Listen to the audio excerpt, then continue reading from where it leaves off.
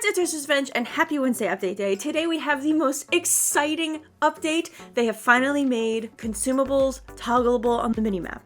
I kid, but all seriousness, I am very excited for this update. We have a new championship rank system. So this is going to be sort of like a daily championship bonus. So let's dive into it. So in all seriousness though, they did actually make these consumable things toggleable on the map. It's something that we've been asking for basically since it was introduced. It was kind of a fluke that it wasn't included in the first place, but apparently it is finally working, and it is, so we can now toggle off gatherables near you if you want a cleaner mini map, which I do. Thank you, Star Stable. So with that one out of the way, let's talk about this new championship ranks. And honestly, I don't know how to access it. I kind of assumed that I would get a little tutorial of, hey, here's how you open this window. And I also thought that I'd just have access to it. The news says to go to the championship schedule board, but I just assumed that that was to check the championship times. But no, there is a championship ranks button. Although it does say the season has ended. So this maybe needs to be updated. Because that's not true. They did say that it starts today. Okay, so let's try to see what this is all about. Welcome to the champion ranks. Enter championships to earn victory points. Aim for the top to gain more points and become the Jorvik champion, earning celebratory ribbons along the way. Champion ranks are available for a limited time, after which the committee will prepare to launch the next season.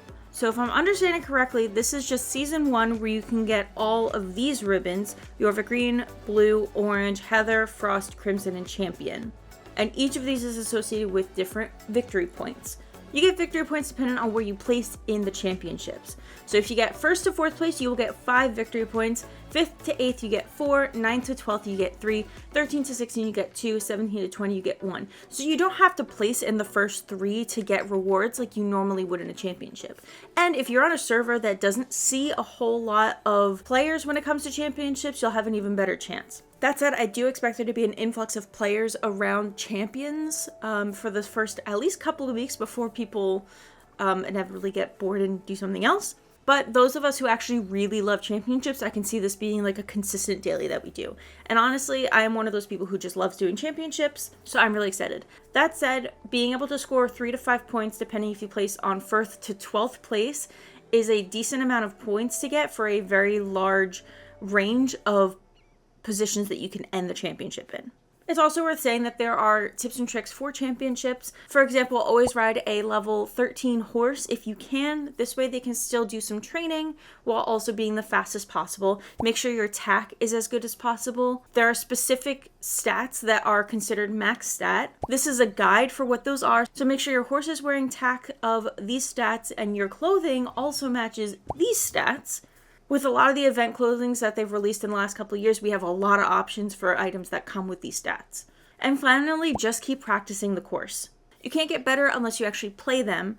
And what I actually suggest to do is to follow the people who are in 1st, 2nd, and 3rd place, because they tend to know the shortcuts. So follow them, learn those shortcuts, and eventually they'll become kind of second nature. You'll get a rhythm and you'll start earning those ribbons.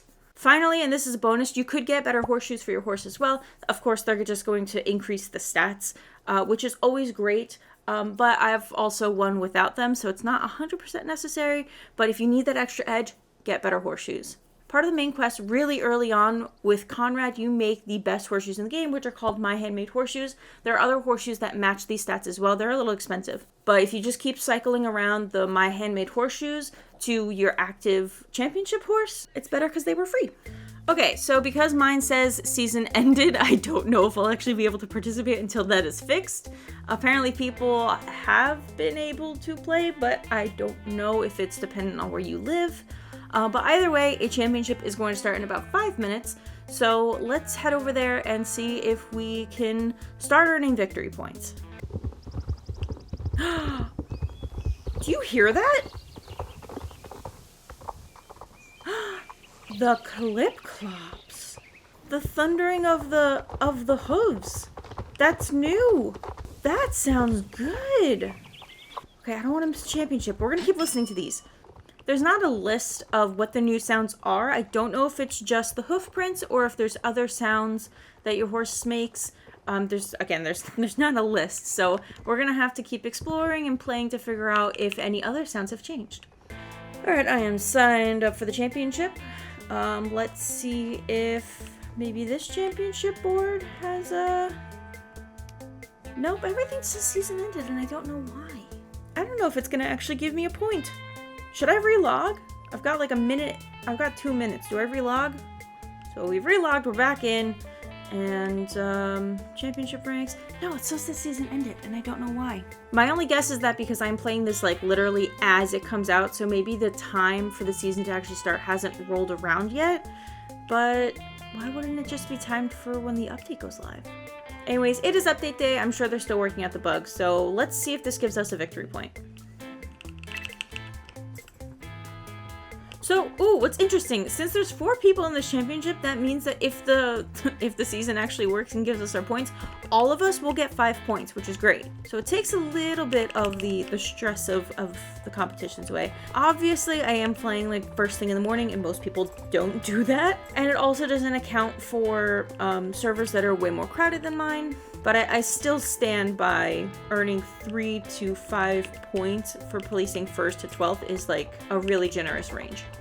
Can I actually access this from this window? Championship schedule. No, I can't. I really want to be able to access that window wherever I go. But I suppose it's not really relevant unless you're at a championship. So let's go back and see if we got our points. No, it didn't give me my points. I guess because the season has ended.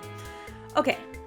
So, regardless, that would have given me 5 points, so I would have gotten all of Jorvik Green and 1 point of Jorvik Blue. The highest ribbon is 250 championship points, so let's maybe do some math. It appears that some people know when this season will end, and they've said it's about 32 days. So let's see how much you have to play in order to actually get to championship rank.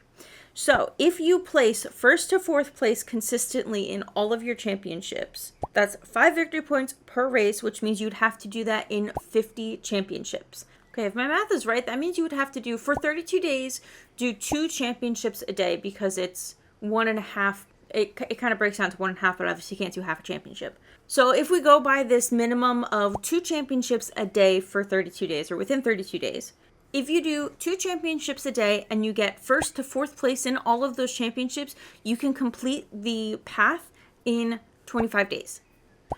So that's about an hour of game time if you do both of the championships. And if you actually time it right, it's actually only like really 40 minutes of gameplay. If you log in, you're at the championship that is currently going off in about 5 minutes. You wait the half hour, you go to the next championship, boom, you're done in like 35 minutes. But let's say that you have a little bit of a range. Let's go for a minimum of 3 points per championship, which means you're getting anywhere from 1st to 12th place. So if you get anywhere from 1st to 12th place, you only have to play a minimum of 3 championships each day. If you tend to log on and play for like long stretches of time on the weekends, where maybe you're playing like 10 hours a day, that's like 20 championships. Because remember, they've made championships not hourly anymore, they're on the hour and on the half hour. So if you're committed to completing the path, there are ways to do it within the 32 days, whether you're really great at racing or not so great.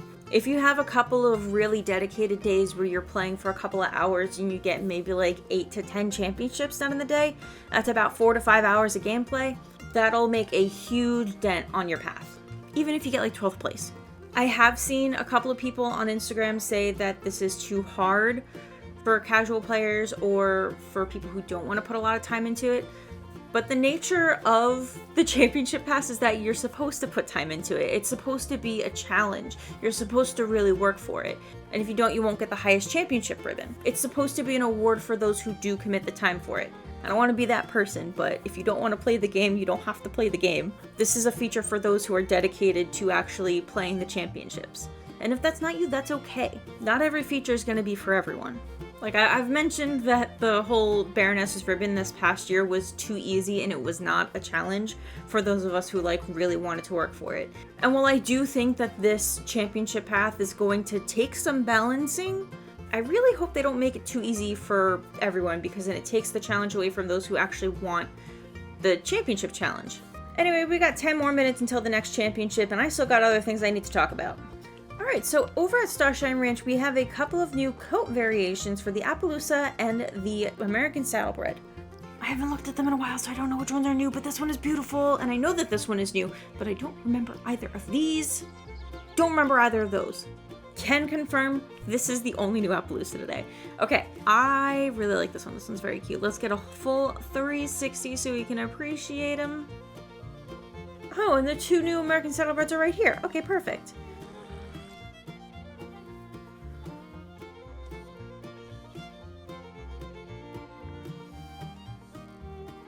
Stunning.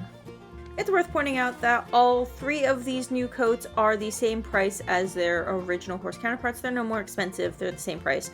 So $900 for both, or I guess all three. And I know it's not going to work. I know I'm not going to get victory points for this, but let's go to Jorvik Stables and go try the championship.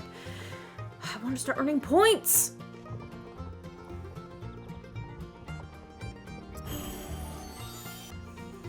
Okay, still no points. Okay, so obviously I can't get my full thoughts because it's not technically working right now. I was confused that the only unlocks were ribbons, but I think that that actually makes sense because we're getting a second sort of path that's more of a daily login for doing different activities that aren't championships. And I think when that comes out, there will be outfits and other things that you earn from doing the things in the game.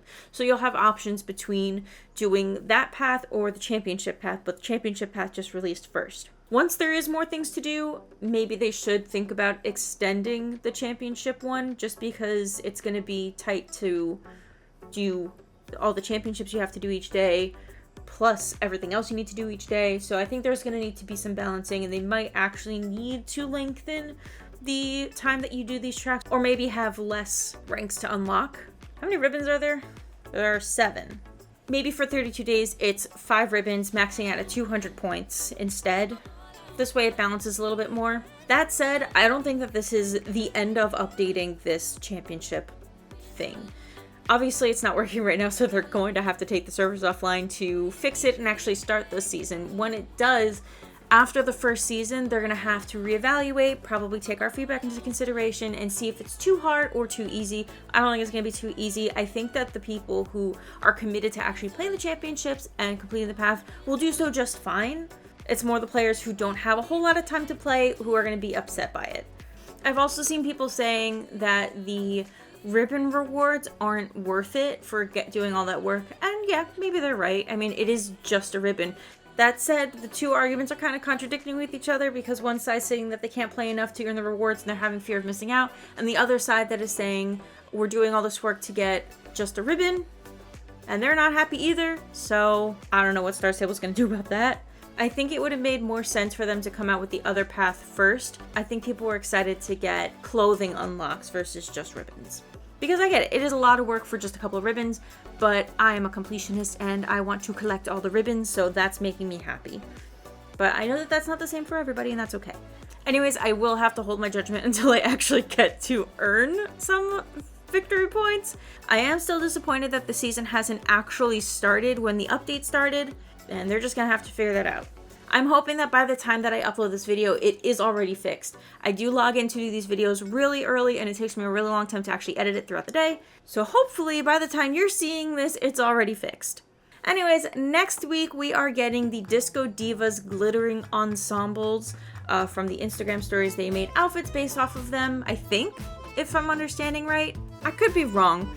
Anyways, they've also released these outfit sets as Starcoin bundles. Oh, I guess this would be the Western girls and not Disco Diva. So next week we're getting Disco Diva outfits. These outfits are apparently not in the game. They're only exclusive for Starcoin bundles, but I will say that is not to say that these outfits won't make it to the game next week. There's a good chance that they will. For example, right before the Camp Western Festival, they released the Canadian Tuxedo set as a Starcoin bundle before it became re-available in the game.